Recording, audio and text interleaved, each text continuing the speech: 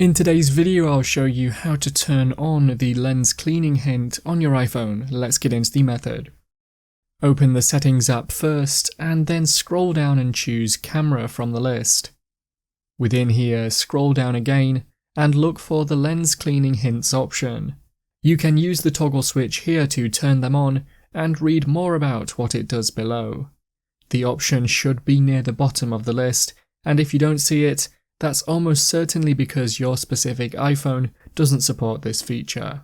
That's how to turn on the lens cleaning hint on your iPhone. If you found the video helpful, remember to leave a like and feel free to subscribe for more. Check out the videos coming up right now, you might find these helpful too.